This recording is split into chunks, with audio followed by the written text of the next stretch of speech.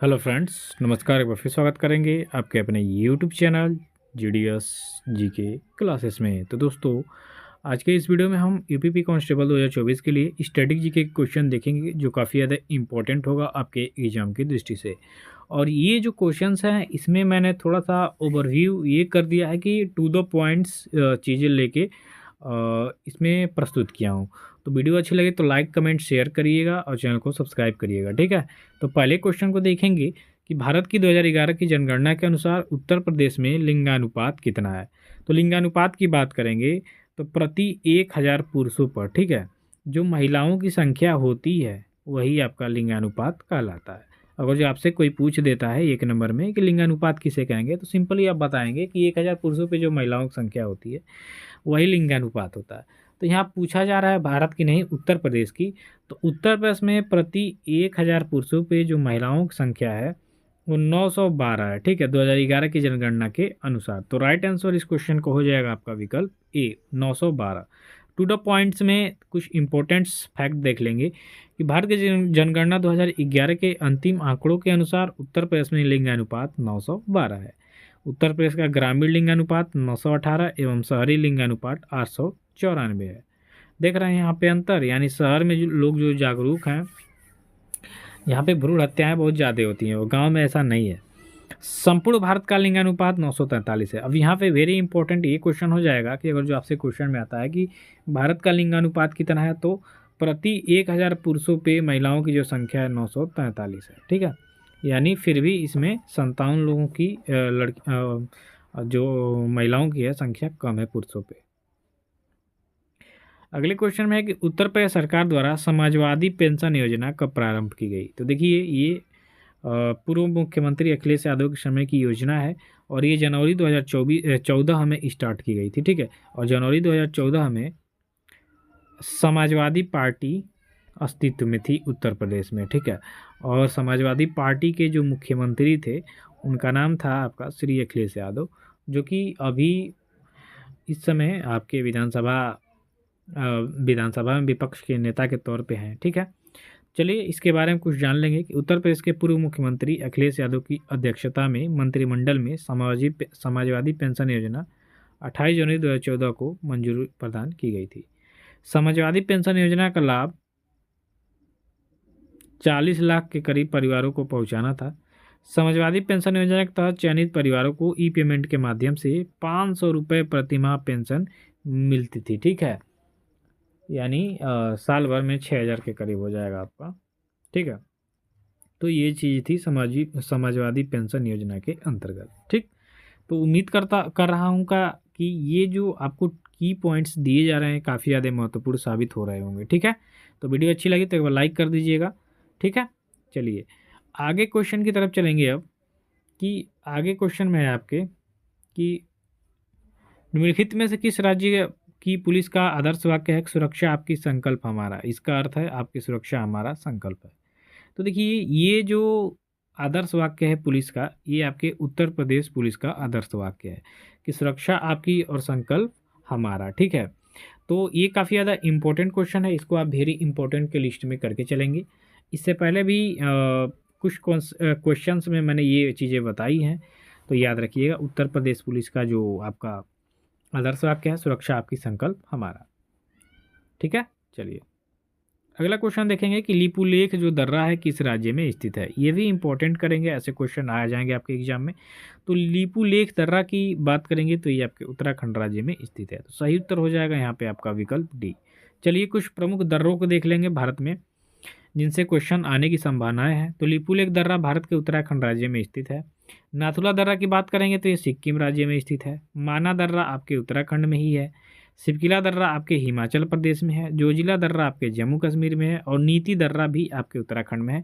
यानी उत्तराखंड में इसमें 3 दर्रे दिखाए गए हैं, एक लिपुलेख दर्रा, एक माना दर्रा, एक नीति दर्रा, ये उत्तराखंड से है। नाथुला, सिपकिला, जोजिला ये काफ़ी ज़्यादा इंपॉर्टेंट है, आपके एग्जाम में पूछे जाते हैं सीधे सीधे। तो ये चीज़ें आप ध्यान में रख लीजिएगा, वेरी इंपॉर्टेंट कर लीजिएगा। अगले क्वेश्चन में कि अरावली पर्वत श्रेणियाँ किस राज्य में स्थित है। तो दोस्तों, अरावली पर्वत श्रेणियों की बात करेंगे तो सबसे पुरानी श्रेणियों में से एक है पर्वत श्रेणियों में से, और ये राजस्थान राज्य से संबंधित है, ठीक है।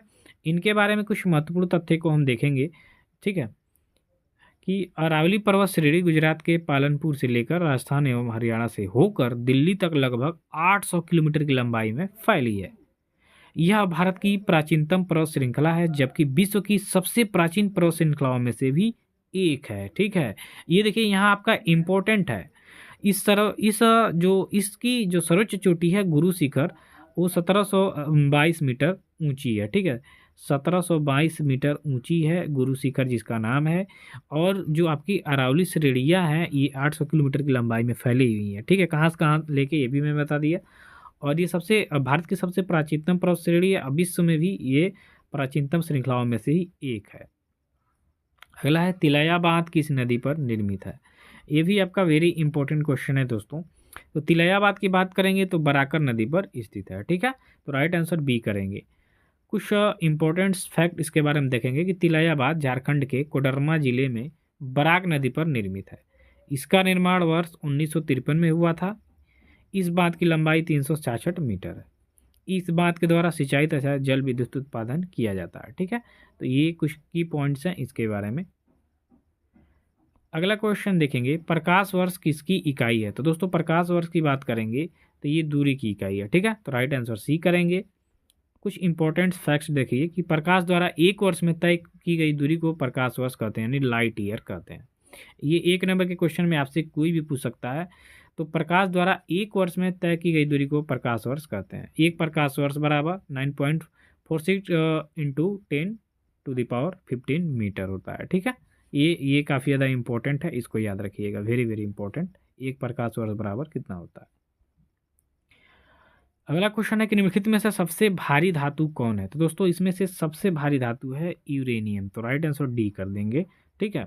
चलिए इसके बारे में कुछ जानेंगे कि सबसे भारी प्रकृति तत्व यूरेनियम है, जिसका परमाणु भार 238.03 तथा इसका घनत्व 19.05 ग्राम प्रति घन सेंटीमीटर होता है, ठीक है। ये चीज़ इंपॉर्टेंट है, की पॉइंट्स में इसीलिए मैं बता रहा हूँ कि काफ़ी ज़्यादा इंपॉर्टेंट है आपके लिए। अगला क्वेश्चन है कि जल में घुलनशील विटामिन कौन है। तो दोस्तों इसमें से जल में विटामिन जो घुलनशील विटामिन है वो आपका विटामिन सी हो जाएगा, ठीक है। अब बात करेंगे कि कौन कौन सी विटामिन आपके जल में घुलनशील है, ठीक है। तो आपका विटामिन सी एवं बी जो है जल में घुलनशील विटामिन है, बाकी जबकि ए डी ई के वसा में घुलनशील विटामिन है। और इसको वेरी वेरी इंपॉर्टेंट करिएगा, क्योंकि आपसे पूछ देता है डायरेक्ट कि वसा में घुलनशील विटामिन कौन है और जल में घुसन। तो जल में 2 ही है, सी और बी, ठीक है। बाकी के ई डी ए कीड़ा याद रखिएगा, ये वसा में घुलनशील विटामिन है। अगला क्वेश्चन है कि मानव शरीर का तापक्रम नियंत्रित कौन करता है। तो दोस्तों मानव शरीर का जो तापक्रम है हाइपोथैलेमस इसको नियंत्रित करता है। तो राइट आंसर बी करेंगे। इसके बारे में कुछ देखेंगे कि मानव शरीर का तापक्रम की स्थिति बने रहने का कारण शरीर में तापक्रम नियंत्रण की आंतरिक जैविक प्रणाली का कार्य करना है, ठीक है। मस्तिष्क का हाइपोथैलेमस भाग इस प्रक्रिया का नियंत्रक होता है।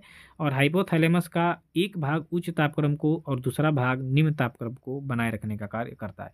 देखिए कितना ज़्यादा इंपॉर्टेंट ये बात यहाँ पे हो रही है, ठीक है, हाइपोथैलेमस के बारे में। अगला क्वेश्चन देखेंगे कि कूका आंदोलन को किसने संगठित किया था। ये इंपॉर्टेंट क्वेश्चन है आपके लिए। तो कूका आंदोलन की बात करेंगे तो गुरु राम सिंह ने इसको संगठित किया था।